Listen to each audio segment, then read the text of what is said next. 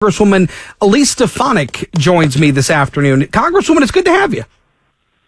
Good to be with you, Chris.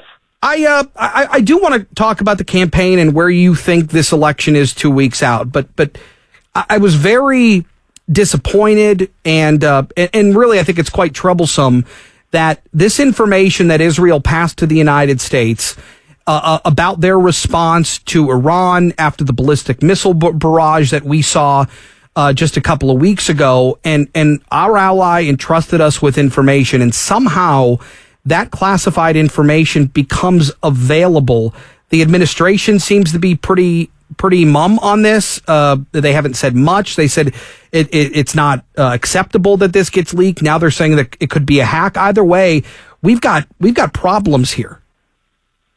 We have major problems. This is a huge national security breach. It's an intelligence breach, and this administration has been very tepid in their response. And it's unfortunately because Joe Biden and Kamala Harris have a record of appeasing Iran at every opportunity, including having fairly senior level staff on the National Security Council and the Department of Defense. In some cases, individuals who have deep ties to the Iranian regime, they have failed to fire those individuals. The appropriate response, number one, it should have never happened. Number two, they need to find out the leaker immediately. They need to do a criminal referral and make sure that individual is prosecuted.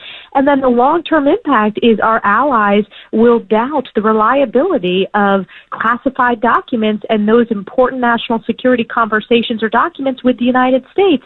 That hurts our ability to meet our national security needs as well as the reliance of our allies. So this is yet another example where this administration has failed in its national security policy. And it's one of the most important reasons why we need to elect President Trump, who stands strongly with Israel. We were in a stronger position between the United States and Israel during President Trump's White House than any other American president. And look at the catastrophe that's happened in the Middle East since then. Israel under attack, the bloodiest day for the Jewish people since the Holocaust. Literally direct missiles, hundreds launched from Iran directly to Israel. So it is a litany of failures and catastrophes on Kamala Harris's and Joe Biden's watch. Yeah, and the FBI says that they're now investigating this. But it's from my listeners, people who call into my show, and we talk about what's important to them for this election. Obviously, the economy, immigration, things like that are the pillars of what people pay attention to day to day. But what a lot of people say is that, and I have a fear that this escalation in the Middle East is going to cause the United States to become more involved than we have been, whether that's sending aid, whether military aid, munitions to Israel, or sending assets to the Red Sea in that region to deal with the Houthis. But for people that are worried, people that have active servicemen and women in the military, family members, loved ones, veterans, certainly very worried about some of these escalations. How much is on the radar when it comes to not only our security here on the homeland, but how involved we would be in the next coming years? Well, first of all, look at President Trump's record where you did not have any wars started. In fact, he worked to end wars and bring peace to some pretty tough neighborhoods, primarily the Middle East, through the Abraham Accords. And compare that with Joe Biden. Putin did not invade another country during President Trump's tenure in his first term. And that's the first time an American president where Putin hadn't invaded another country. We saw the catastrophic withdrawal from Afghanistan. Kamala Harris was the last person in the room with Joe Biden, and the rest of the world saw that. What happened next?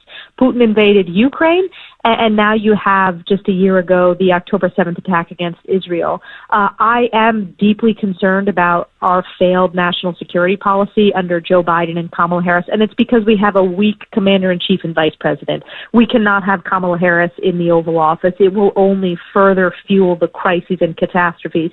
President Trump is going to end these wars. He did it before. He's going to do it again. I'm on the Armed Services Committee, the House Intelligence Committee. I hosted President Trump in my district when he signed the National Defense Bill at Fort Drum. I represent the most deployed division in the U.S. Army. That's the 10th Mountain Division in my district. So I am, of course, deeply, deeply concerned because it impacts all military families, this instability around the world with major national security challenges. So, this is an important issue for voters. It's showing up in polling, and people are paying attention to not only what's happening in this country, but the catastrophes around the world. Where does this election stand today, do you believe, 2 weeks out? I am cautiously optimistic, but I will tell you, I don't put anything past the far left. They are in a desperate situation. We need to make sure that our voters turn out. So every vote is going to matter, particularly in key states like your listeners in Michigan. Every vote will matter. So whether you vote early to bank your vote, whether you vote by mail or vote absentee, make sure you get it done. Every vote is going to matter. These are tight races. I think President Trump is in the pole position. He is making huge inroads. And as the American people learn more and more about Kamala Harris, she is unfit to be president of the United States. And she's the type of candidate, the more you hear from her, the less support she has. And it just goes to show the mainstream media has really propped her up. Another race to watch is, of course, the important Senate race in Michigan. Mike Rogers, former House member, successful businessman. He is gaining inroads. We need to defeat Elise Slotkin. We need to make sure the Senate flips from my home state Senator Chuck Schumer, who, as left as they come, who's the majority leader, he needs to be the minority leader, and Republicans need to win the Senate. And, of course, the House races are so important to grow our House Republican majority.